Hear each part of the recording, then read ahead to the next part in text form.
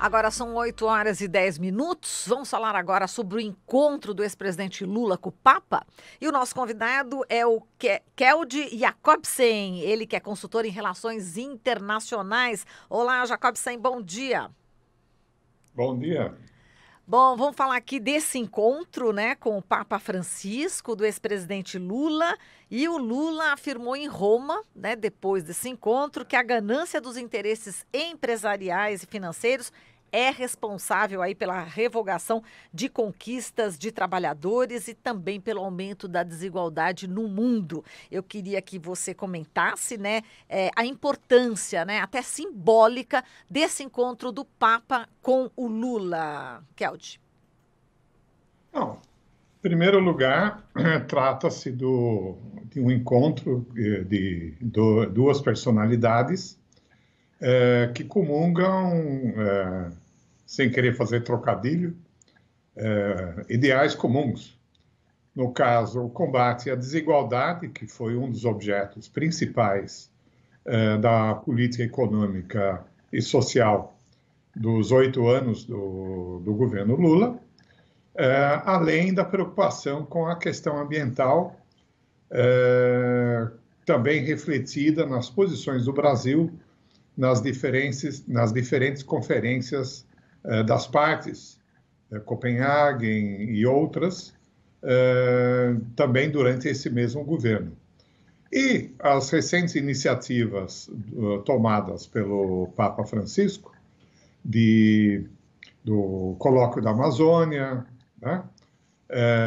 E agora, em março, esse encontro sobre a economia de Francisco, reunindo centenas de milhares de economistas jovens, exatamente para debater alternativas a esse fenômeno, esse problemaço que nós estamos vivendo no mundo todo, que é a concentração de renda, e quem demonstra muito bem isso com números é esse relatório, são os últimos relatórios da Oxfam, divulgados no início do ano passado e no início desse ano aqui também, que demonstra que um pequeno número de bilionários tem mais renda do que metade da humanidade.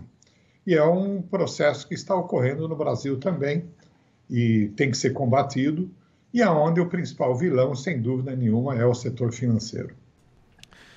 Kjeld, ontem eu vi jornalista tentando minimizar a importância do encontro do ex-presidente Lula com o Papa Francisco, dizendo que esse encontro não estava nem na agenda oficial, mas justamente por isso, por ser um encontro reservado de 1 hora, isso é algo que o Papa não costuma reservar nem mesmo a muitos chefes de Estado, não, Kjeld? Sem dúvida nenhuma. Isso é uma bobagem, porque é óbvio que o Lula atualmente não exerce nenhuma representação governamental. Portanto, o Papa não poderia recebê-lo como se fosse um diplomata ou se fosse um chefe de Estado. Nesse sentido, ele o recebeu enquanto personalidade, enquanto pessoa e político que é. E, nesse sentido, tem certos procedimentos diplomáticos adotados, aonde o Lula foi recebido na residência do Papa. Agora, o mais importante é isso, o que foi conversado e por quanto tempo essa audiência durou. E aí você tem toda a razão. A audiência de 1 hora não é oferecido a qualquer pessoa, não. E qual que é o impacto, né, desse encontro aqui no Brasil? A gente sabe que também existe um impacto no mundo. Ele foi recebido, inclusive, por juristas, né, super renomados na Itália e que disse, inclusive, né, que criticando, né, a posição também do ministro Sérgio Moro em relação à Lava Jato, dizendo o Ferrajoli, né?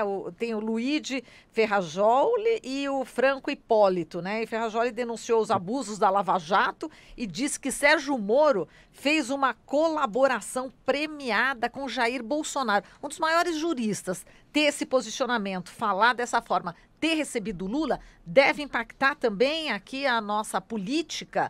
Enfim, como é que você vê, Kjeld? Bom, primeiro em relação ao Papa Francisco. O Brasil, apesar do avanço de outras crenças religiosas, ainda é um país majoritariamente católico. E o Papa é o líder, enfim, o chefe da Igreja Católica. Portanto, isso tem uma repercussão importante e que a população brasileira católica deveria tomar em consideração.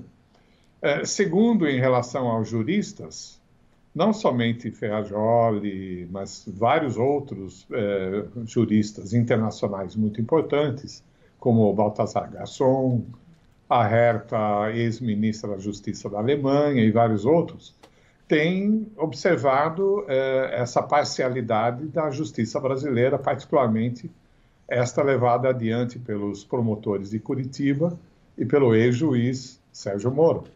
E dizendo claramente que um processo como esse que vitimou o ex-presidente Lula, em países civilizados, em países mais desenvolvidos, jamais teria ido adiante, porque houve um claro conluio entre quem julga e quem acusa, o que é inaceitável do ponto de vista de qualquer teoria jurídica razoável, democrática, decente, né?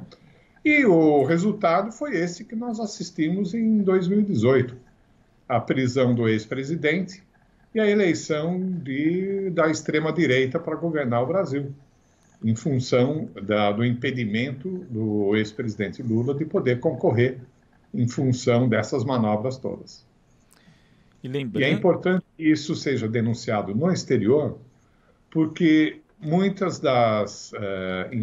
da influência jurídica que recebemos aqui, que nossos juízes do Supremo e de outras instâncias recebem, quem sabe isso possa influenciar a cair na realidade, né, do que deveria ser os procedimentos corretos do ponto de vista de um julgamento como esse.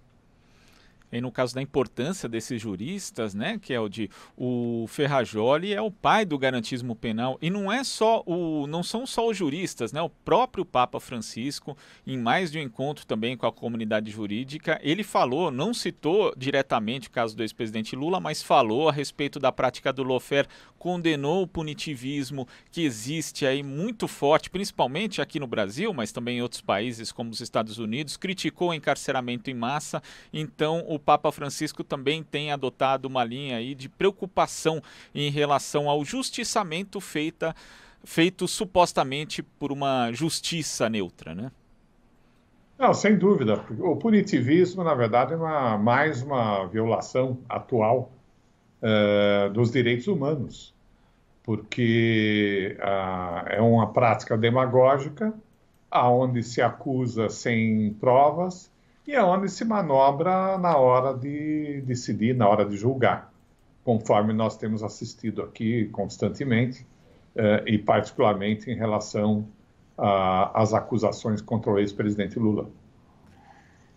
Keldy, vamos falar aqui sobre essa missão, né, que eles estão também colocando para a juventude aqui do Brasil e do mundo, né, em relação ao meio ambiente. O Papa tem 84 anos, o Lula tem mais de 70, e eles estão com uma mente completamente jovem nesse sentido da luta, né? Eu queria que você falasse dessa disposição, né, tanto do Papa quanto do Lula, já com uma certa idade e com essa disposição, né, total.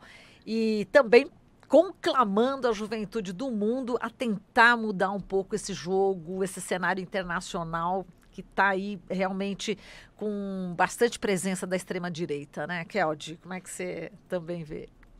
Essa é uma combinação muito feliz do ânimo e da capacidade da juventude com o conhecimento, a experiência e a liderança que pessoas de mais idade, que já exercitaram, né? No caso do Lula, a presidência do Brasil, no caso do Papa, liderar da Igreja Católica, ou seja, essas iniciativas impulsionadas por eles e envolvendo a juventude, sem dúvida nenhuma, é uma saída absolutamente importante. Porque, por outro lado, há também pessoas de mais idade que combatem isso, né? E que nós temos que enfrentar. Então, os donos dos bancos, do setor financeiro, os especuladores, esses juristas punitivistas, juízes e outros, também são pessoas, muitas vezes, de certa idade e que têm também a experiência pelo lado deles. Então, essa combinação que o Papa está propondo e que o Lula apoia, e que tem trabalhado também, é absolutamente feliz, realmente acertar na mosca. Muito bem, ele só destacando aqui uma frase do Lula, né? Após o encontro com o Papa, durante a coletiva, ele disse o seguinte: quero lembrar que se a gente não cuidar da preservação do planeta, um dos principais animais em extinção é o ser humano, sobretudo os pobres. E pobres aí que estão na mira, né? Sempre do governo Bolsonaro. A gente viu aí a fala, né, do ministro da Economia, Paulo Guedes, falando das empregadas domésticas que estavam indo para Disney, enfim, essa discriminação. E é importante, né, essa fala também do Lula em relação aos pobres, e é real, né? As pessoas estão passando muita necessidade, né, Keldio, aqui no Brasil e em diversas partes do mundo, né? Não, é verificável claramente pelas estatísticas e números que a pobreza aumenta, que a concentração de renda aumenta, que tem pessoas que, por exemplo, nos Estados Unidos, o país mais desenvolvido do mundo, que as pessoas com 3 empregos, mesmo assim, não conseguem reunir renda suficiente para viver decentemente. E isso voltou a ocorrer no Brasil de uma maneira dramática desde o golpe sofrido pela ex-presidente Dilma e particularmente durante esse governo aqui. E não apenas expresso em políticas, em declarações. Essas declarações do ministro da Economia, de que pobre não tem o direito de viajar, enfim, essas barbaridades que ele tem dito, né? A reforma da Previdência, a retirada de direitos, e expressados assim abertamente, é um sinal de que estamos, de fato, vivendo um processo de luta de classes visível, aonde se buscam retirar dos pobres o pouco que ainda tem e que foram conquistados em governos anteriores. Perfeito, Keldio. A gente agradece aqui a sua participação. Forte abraço para você. Ou para vocês também, bom trabalho. Obrigada. Falamos aqui com o Keldio Jacobsen, consultor em relações internacionais.